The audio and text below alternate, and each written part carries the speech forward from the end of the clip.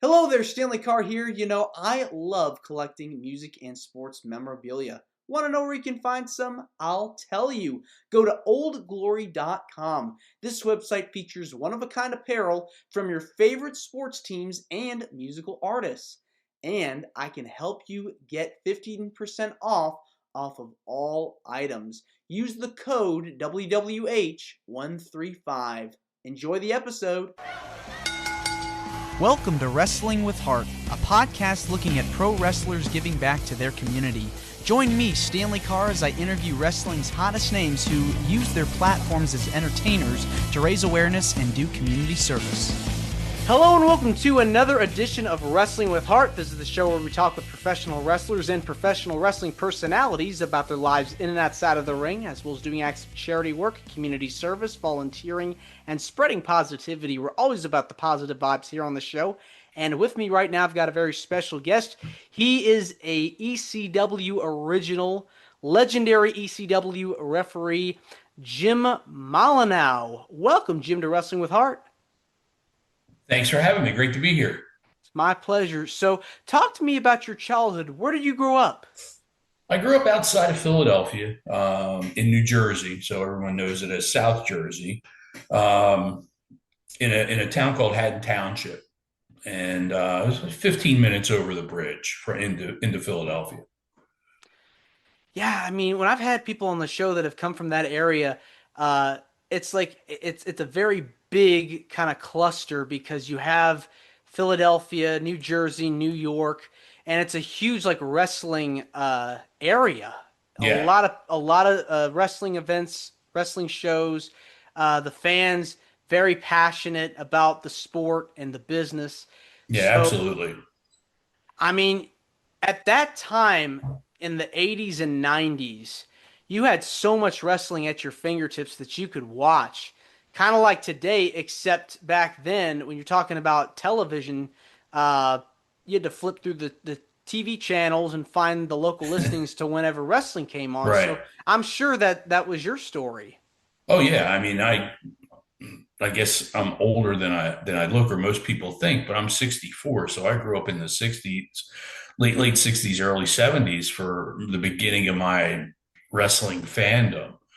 And got away from it in the Philadelphia area.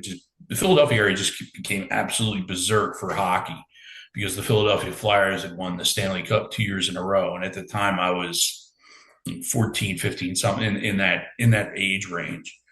So like everybody all the kids dropped everything they were doing and went out and got hockey gloves and hockey sticks and hockey nets, and everyone was playing street hockey. And I did that for a long time and got away from watching wrestling. I only watched hockey, and then just excuse me, the growth of growing up in high school and the things that come along. I got away from the hockey and got into playing guitar a little bit and playing in bands and garage bands and all that kind of stuff. And never got back to wrestling until I was already married, had one child, and a guy that I worked with was into wrestling, and we started, watching, and we'd talk about it, coming to work Monday and talk about what we saw on Saturday or Sunday, whenever it was, and that's how I got back into it. So it took a wrestling event that you just attended to and that's when you decided, okay, I kind of got the bug here to try this out. Yeah, well, I went to the first show I ever went to wasn't until I was 27, something like that. This guy from work that I knew, we went and saw the Great American Bash of 97, I guess it was. Yeah, 97 at the Philadelphia Civic Center. Or I'm sorry, 87. I'm changing my numbers around here, but 87 at the Philadelphia Civic Center. And Joel Goodhart was co-ring announcing, and Joel eventually at the time only had his radio show and fan club. So I started listening to radio show, joined the fan club, and then he started TWA. But back at that show, I was like, hey, maybe I could get involved in wrestling. And I always had a little bit my foot in acting a little bit. So I thought, well, there's a venue that I haven't tried. So I wanted to be a manager. And like I said, I joined Joel's fan club and done some managing at absolutely no name outlaw shows that nobody ever saw. And and so I finally went to Joel and I said, "Hey, do you need a manager? I'd like to come in, be a part of the TWA," because he had been running for a year maybe.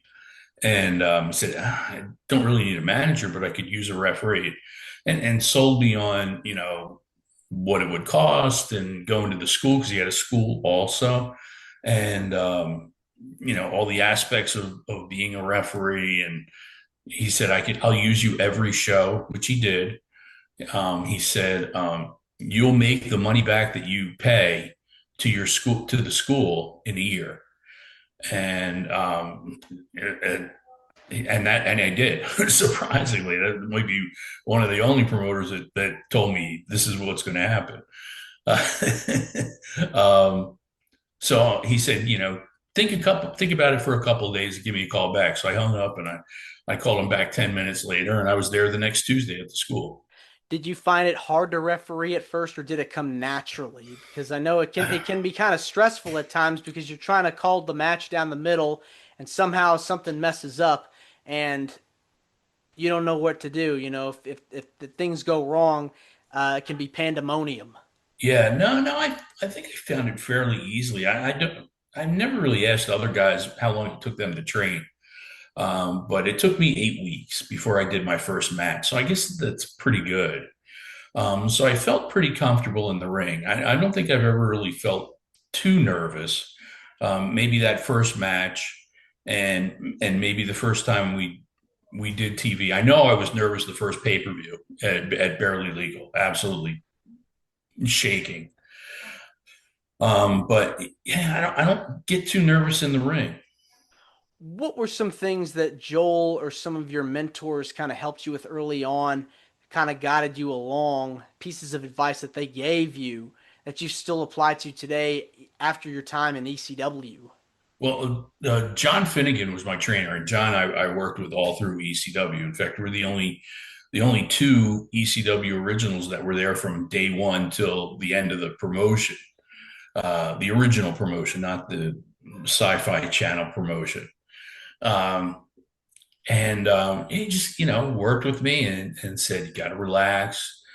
Um, Call it like it's real. Call it like you're like you were a referee in a football game or a referee in a hockey game. Enforce the rules if there are rules. And just positioning and I think more or less more probably what took me more time was positioning. Other than I was pretty good with carrying my voice and knowing the rules and making sure that they heard me and I like to make sure that the fans hear me too. A lot of people don't do that. A lot of referees just count and pound the mat, 1, 2, 3. But I like to count too because not everybody is hearing that, and also it helps the wrestlers because if there's a manager on the outside and he's pounding on the mat, get up, get up, get up. The number, hearing that and my count can be confusing to someone who's not watching. So I like to be vocal with my counts also. Yeah, and plus too, the fans are into it as well, so they see what's going on. If they see something that shouldn't have happened or something that was supposed to happen, their eyes are glued in as well. Absolutely, and the Philadelphia fans are tough. I mean, they're known for their hard nosed fandom.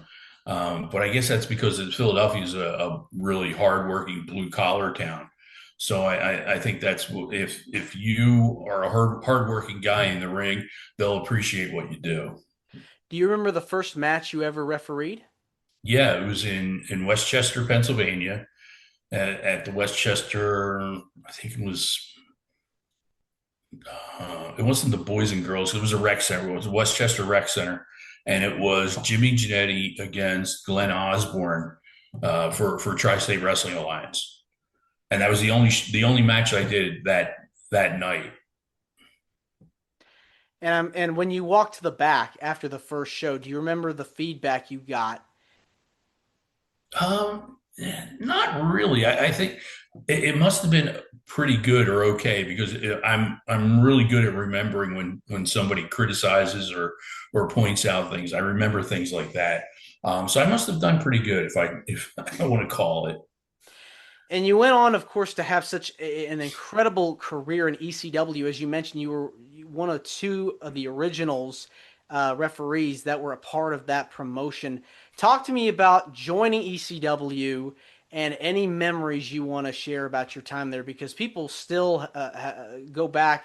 I've interviewed so many people from ECW since I've started the show, and from what I've gathered, the bonds that the men and women and the athletes and everybody that worked together, it really was such a family environment. Yeah, I mean, it wasn't a family product, but it was definitely a family environment behind the scenes. There may have been infighting, like any brother or sister would fight in a family. But if someone came up and tried something with my fellow ECW brother or sister, then we were right there to back them up. So it was definitely a family feeling in that sense. Um, yeah, coming into ECW, I mean, since we were there day one, we started out with just doing rec centers and high schools and bars and that kind of stuff. And I just went along with the flow of, okay, now we're going to do TV. And so Eddie Gilbert came in and was the booker for the company at the time. And I just was good at taking things in and learning from different people. So I learned different ways of working with Eddie Gilbert, not only in the ring but behind the scenes too. Um, and then Eddie left and Paul took over, and then we moved on to pay-per-views, and that was something, a different aspect to take in, and we started touring further around the country, not just in the Philadelphia, New York area. We went out to Buffalo. We went down to Florida, went to Chicago, and it started growing. Um, and then, like I said, the pay per view was a big thing. I just took that day in. I didn't. We were supposed to report at 12:30, and it didn't start till 9 o'clock. They Jews for some reason wanted to start an hour later because they didn't trust us for some reason. So why delaying us an hour? I don't know. But we're that outlaw crew. So we started at 9 o'clock, and so everybody checked in at the building, and Paul said, "Okay, go get something to eat, go take a nap or whatever." I sat there in the building and soaked it all in. I'm like, who knows if I'm ever going to do this again?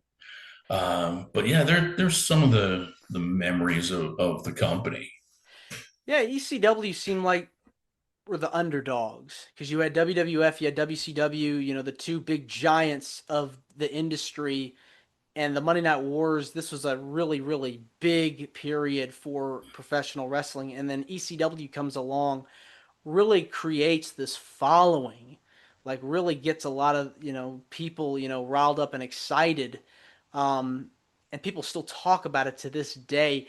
What can you tell me about your first memories of meeting Paul Heyman and getting the chance to work with him behind the scenes?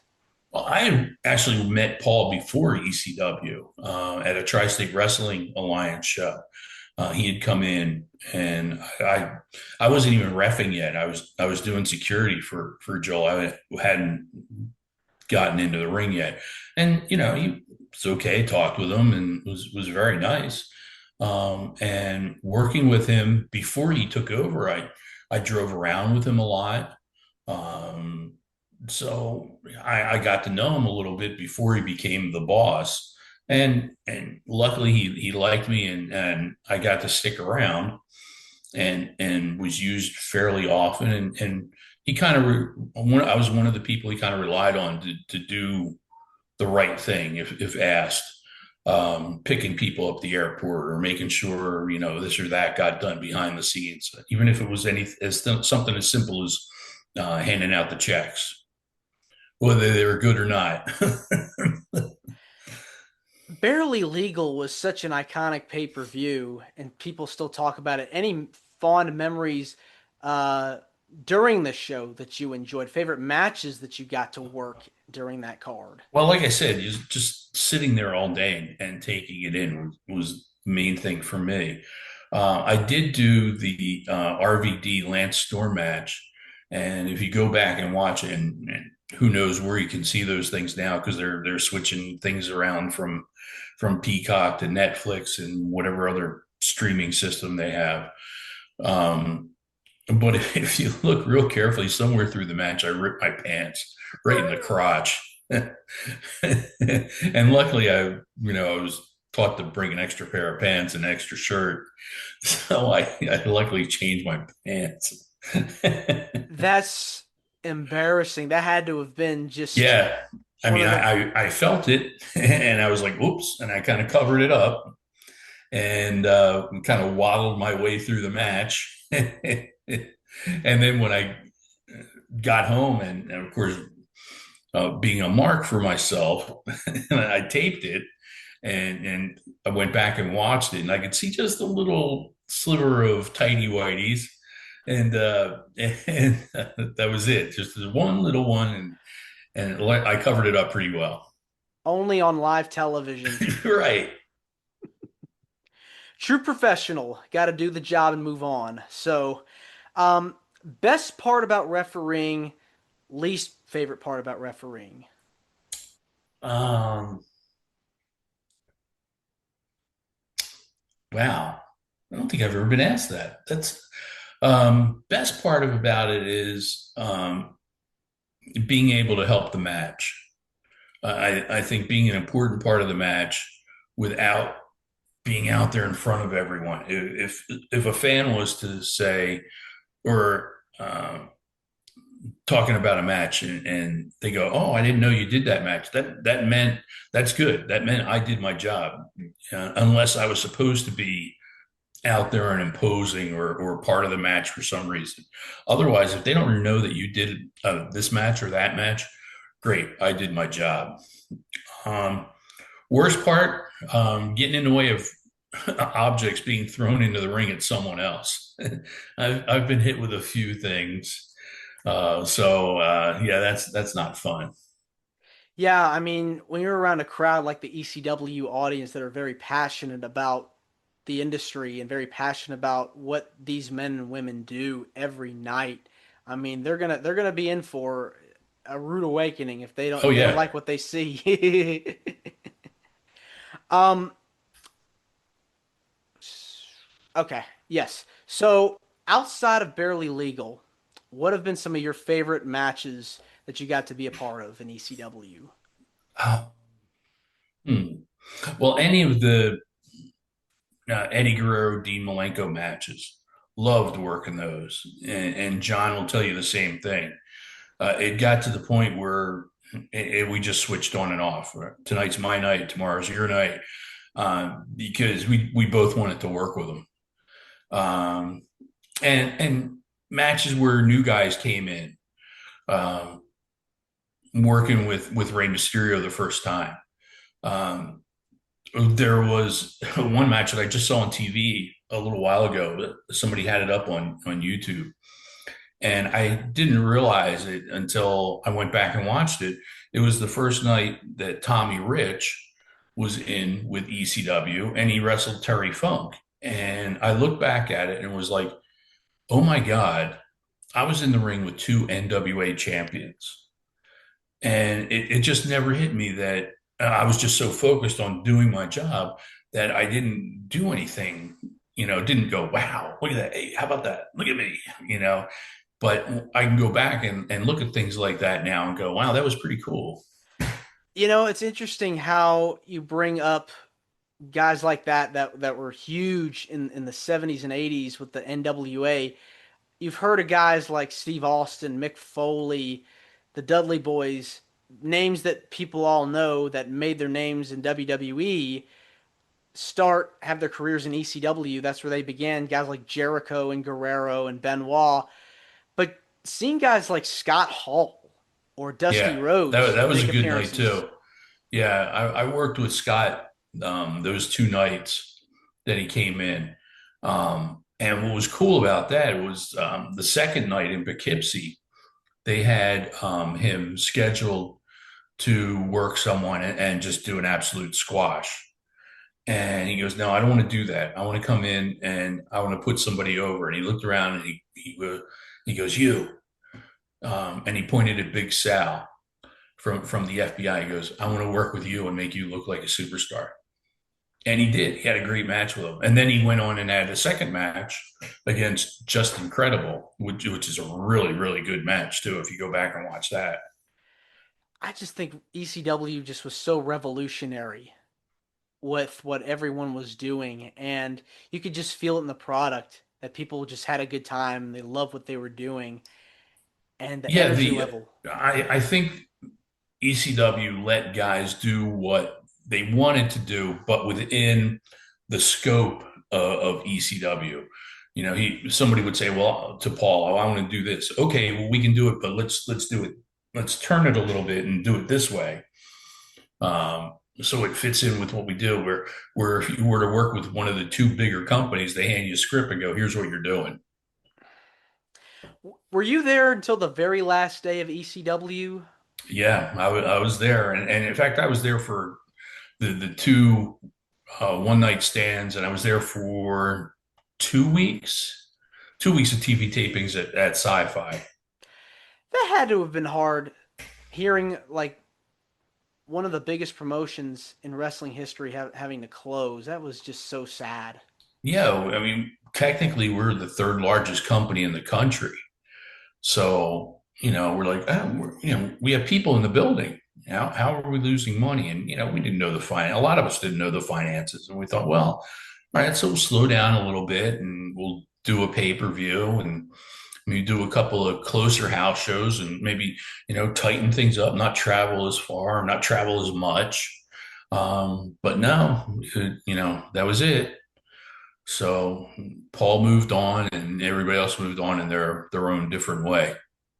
You had mentioned working the one night stands and a couple of the WWECW shows.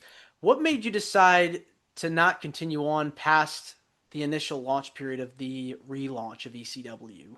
Well, first of all, they weren't offering a contract, never offered a contract. So at the time, I had a courier service that I actually just closed last year to move. But I had a courier service, and I was making just as much, if not more, doing that by staying at home instead of all the expenses I was putting out for any kind of travel. So the first 2 weeks of the Sci-Fi, the first week was in Trenton, New Jersey, which I was living in New Jersey at the time, so it was a half-hour drive, not a problem. The next week was Albany, New York, which I think was maybe 3.5, 4 hours, something like that. And drove up with a couple of the other referees. And the next one was scheduled for, I think, Charleston, West Virginia. And I said, nah, I'm not going that far. They never talked to me about making any kind of offer. So I was like, well, it's my decision. I'm not going to do it. And I still had my hand in wrestling. I was helping run the Monster Factory at the time. So I said, well, I can do that. That'll keep me from going absolutely insane, not being involved. And I just walked away from the bigger picture. We're helping to build the next generation of stars as well. So that's a feather in your cap Well, too. yeah. I mean, when I went to the Monster Factory after ACW shut down. They were not that far away from where I was living at the time, and they had in there at the time John Tolan, who went on to be James Dick, one of the Dicks, if you remember that from SmackDown, and Cliff Compton, who was Domino in Deuce and Domino. Were already there. And after I had been there, this kid from Ireland shows up and wants to train, and that was Sheamus. So we trained Seamus for a little bit, and he ended up going back home.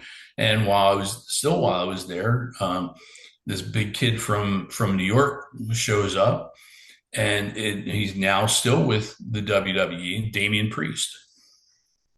So Well, I can't say I won't say that I trained them, but I had something to do with it. yeah, you had a hand in their development, and look where they're at now. They're megastars. Yeah, absolutely. I want to switch gears and talk about some of the stuff you've done outside of wrestling. I know you've been very involved with charity work and have volunteered in different places over the years. What kinds of things have you done to help out in your community?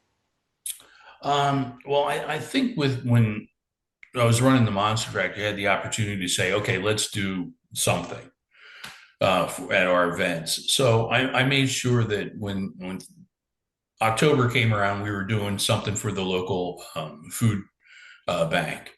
So I made sure food bank was on the ticket, and at the same time preparing for Christmas and the holidays in December, we made sure we did something with Toys for Tots. So I made sure that those were done every year. If there was a charity that came along, we try to help them out. We did a couple events.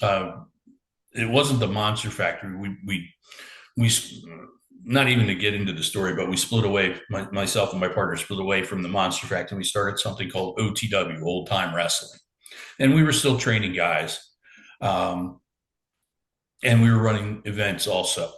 And we got involved with Stockton University, which is a college just outside of Atlantic City. And for three years, or three times, I don't think it was 3 years, but three times we did something for their veterans organization. And I'm very proud of how well those shows went. I wish I had all three of them on video. I'd put them out and give the money to charity. Just that I'm just so proud of them. I think they were ran so well. But yeah, there were a couple of things that I did. Was there a particular moment when you were helping out at these different venues that was really heartwarming for you? I think the first one we did for the veterans organization really hit. Um, just because I had an uncle who was killed during the Korean conflict, and in fact, it wasn't a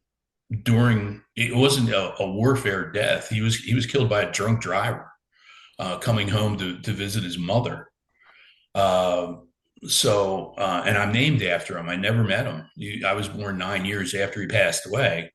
So doing something for the veterans always meant something for me. Yeah, I mean, helping those that have served our country, I mean, that definitely, goes a long way. Being proud of what they were able to do, fighting for causes, fighting Yeah. for our freedoms. So, for you, what is it about giving back to the community that gives you the most joy?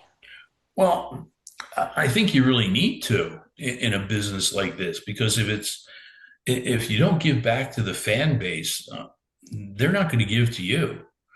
I've always was taught to not only not be charitable, but be accessible, be friendly, and give back to the fan base. I saw Jim Duggan do it one time where he came into the hotel, and I was just sitting in the lobby, and he came into the hotel and he got swamped by people, and he turned around. He wasn't mad at all, and said, "Look, guys, let me check in.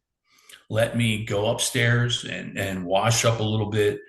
Just give me 10 or 15 minutes. Let me wash up a little bit. I'm going to call home, check on things there, and then I'll come down and sign everything you have." And 15 or 20 minutes later, here he comes off the elevator and he signed everything that people had in the lobby. Now, this was in the time when people would just come up with one or two things, not like when they meet you at the airport now and they've got a stack of photos to sign. But I talked to him later about it, and he said, "These are the people that pay my mortgage. You have to get to know them and be give back to them, even if it's just an autograph or take a picture." So I've always remembered that. Yeah, kindness just goes a long way. And it Yeah, just goes sure to does. just a smile and a how are you can brighten someone's day. Even if they're feeling down, it can lift them up. Yeah, absolutely. You know, whether I don't win or lose in being involved in wrestling as a referee, but being part of that and knowing that somebody out there is having a good time, enjoying themselves, and getting away from their woes of the day, is good. It's an escape. Yeah, it's an escape for me too. Well, Jim, this has been wonderful getting the chance to have you on. Wrestling with Heart means a lot to me and to my listeners and viewers that are watching this on YouTube. I want to say thank you for coming on. Where can people find out more about you on social media? And please feel free to plug anything that you've got coming up. Well, for social media, if you go to Twitter or X, whatever you want to call it. It's at Jim Molineaux, JimMolineaux. It's all lowercase letters. And if you go to Facebook, it's just Jim Molineaux. Just search me and it'll show up. I'm the only one on there. And that's all the media, the social media stuff you can, and that's where I put up like events and things coming up, what I'm doing. Well, Jim, thanks again, and you're more than welcome to come back. Oh, great. I'll make sure I stop in. All right, take care. Thank you. This is Wrestling with Heart. I hope you found this podcast to be informative and entertaining. If you did, please hit the subscribe button and look out for the next edition.